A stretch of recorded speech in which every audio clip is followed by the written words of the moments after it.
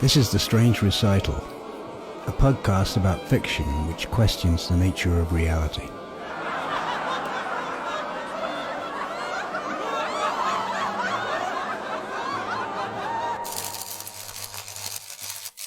Senor! The old man caught the corner of my eye as I left the sidewalk behind him to cross the narrow street. Senor! He repeated, a little louder this time. I stopped in the middle of the quiet lane and turned toward him. Senor, do you speak Spanish? The old man's voice was not as fragile as it first appeared. The slight Hispanic lilt gave his mid-range tenor an air of formality that most Americans find, frankly, a bit uncomfortable. I'd noticed him from about 100 feet or so, his pale straw fedora, an open-side poncho hard to miss in the tranquil upstate surroundings of the hospital grounds. He walked with a cane, the kind with a T-shaped bone handle and a dark hardwood shaft. It was old. He'd had it for quite a while. As I'd gained on him, a thought sprang from the ether. This is how you'll look. This could be, will be, you someday. Not too far off, either. He was in no hurry, and I'd come nearly abreast of him when I detoured to cross the street on my way to a lunch date. He turned fully toward me now as I stood in the road, his long hair and beard corkscrewing around his face, a loose white frame. The serious look told me he was a man who believed in what he was about to say. No, I do not, I told him evenly. I knew there was more. I am over 100 years old, he began, and counted on his 5 fingers as he held up a knotty, weathered hand. 5 months ago, January, I celebrated my 100th birthday in January. He watched me as I smiled. That's wonderful, I told him, not wanting to seem to be uninterested in his longevity accomplishments. In truth, it surprised me. He looked maybe late 70s, early 80s to me. What do I know? 40 doctors, he continued. I worked at the hospital for 50 years. With 40 doctors, I am left. Not one of them. Only me, 100 years old. And I say that what you are doing, he paused for effect, is wrong. It is bad for you. I was nonplussed. What? There is electricity, he said, not to be interrupted. Everywhere. Our bodies run on electricity. The ground, the air, everywhere. You disrupt the flow doing what you do. I'm confused. And genuinely I was. Electricity? How old are you? He asked. 41, I replied and smiled again. People always told me I looked young for my age. People probably told him that, too. He grunted. This Viagra, this sex drug, grown men, 30s, 40-year-old, they need this Viagra. They can't get the erection no more. Why? He was way past me now, but I was fascinated. How is he going to tie all this back together? Because they do like you. They interrupt the electricity. It flows up the left side of your body, swirls around, down the right side. It comes from the ground. Your body needs it. You must not do that anymore, he finished, nodding solemnly. Do what? What am I doing? This, he shouted as he thrust his hands into the pockets at the front of his pants. The old man must have seen the confusion written in my expression, because he offered more. This, he said more calmly as he shook his hands in the pockets of his loose linen pants, interrupts the flow. The electricity nowhere to go. It is bad for you. The electricity needs to reach out. He removed his hands from his pockets. You need to be grounded. We all need to be grounded. Until that moment, I hadn't realized I'd even had my hands in my pockets.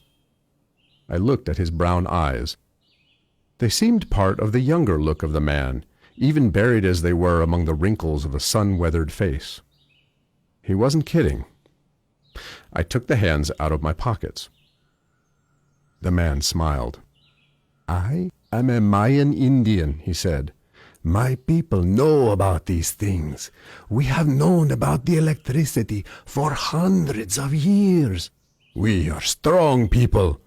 The electricity makes us strong. And so I outlive all the doctors, all of them. They walked like you do, hands in their pants. They stopped the flow. It is the best thing you can do. Let the electricity flow in the winter. Do you know what I do? I wear gloves. It's okay.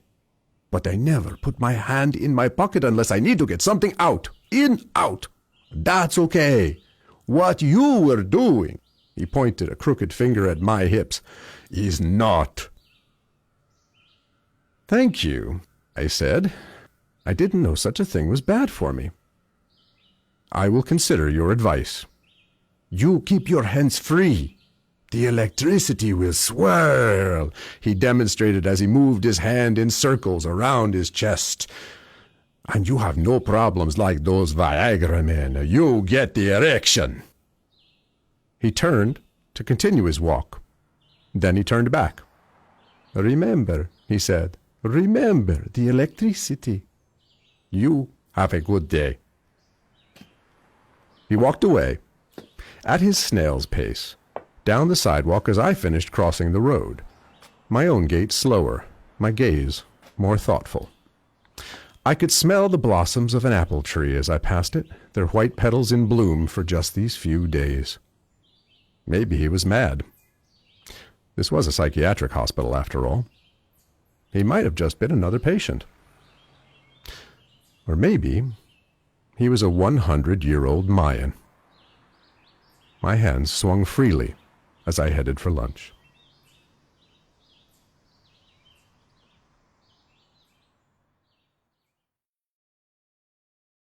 That was Electricity, written and read by Fred Stelling.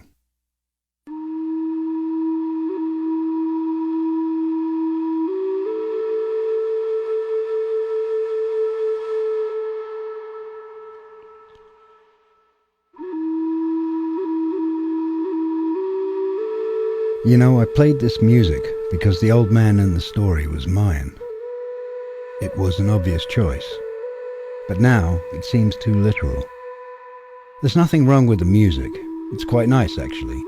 But in this context, it flattens things out to one dimension. That's the problem of being too literal. It can act as a constraint on the imagination. I don't think the problem lies in classical logic. Its heights can be dizzying, quite beyond my mental capabilities, and it can't be denied its historical significance. However, on the strange recital, we try not to adhere to the exclusive concepts of truth and falsehood. In fact, this podcast has nothing at all to do with logic of any kind. Therefore, I don't see why I should play music with a Mayan slant just because one of the characters in the fictional story is Mayan. Having said all this, I will now play something else.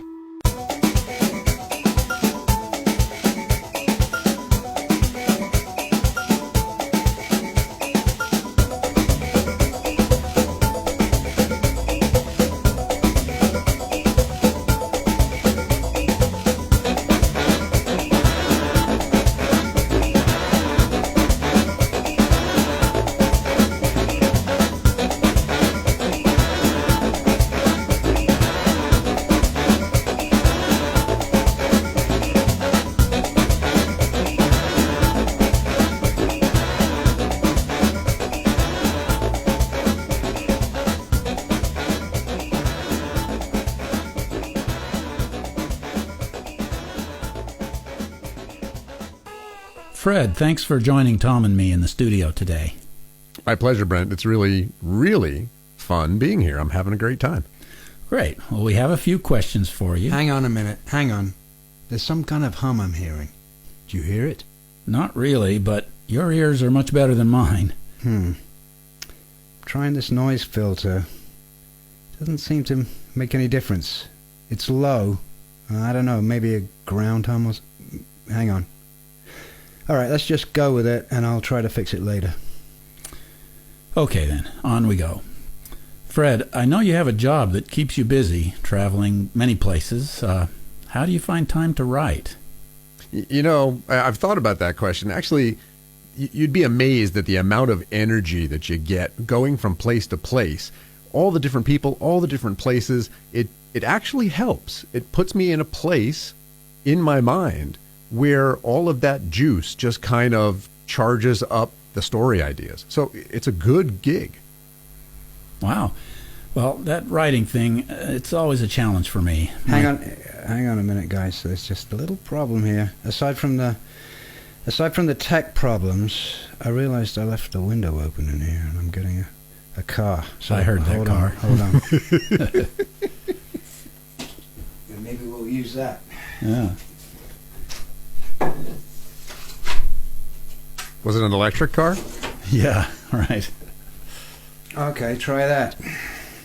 Well, yeah, finding time for writing is always a challenge for me. My 2 novels languish. Do you have any works in progress?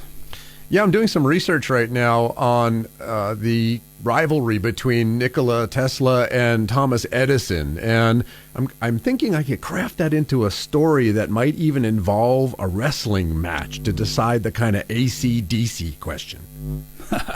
That sounds great. Well, okay, now about this story. Sorry, guys.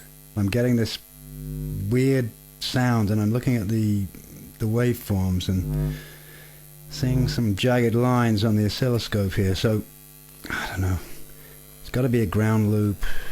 Oh, it's a pain in the ass. Anyway, I don't know what to say. Can we keep recording?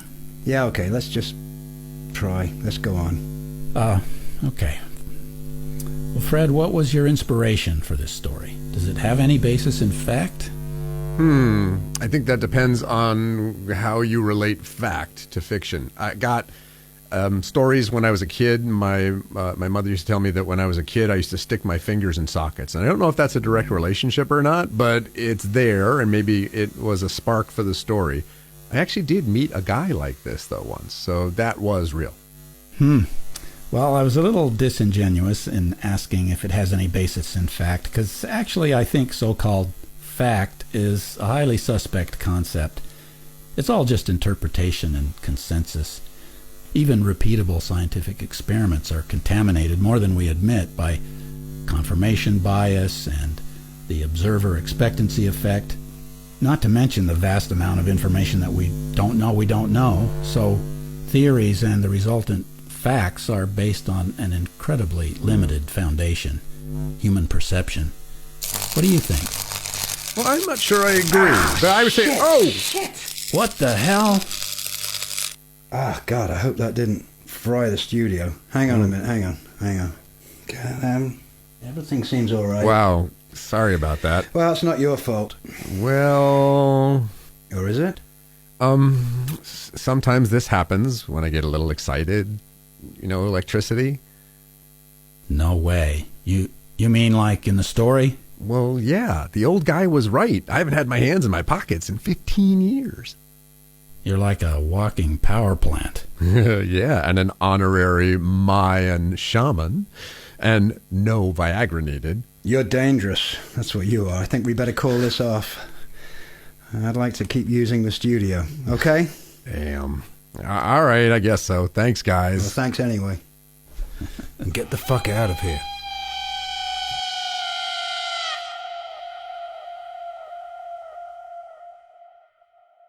This has been, and in fact, still is, The Strange Recital.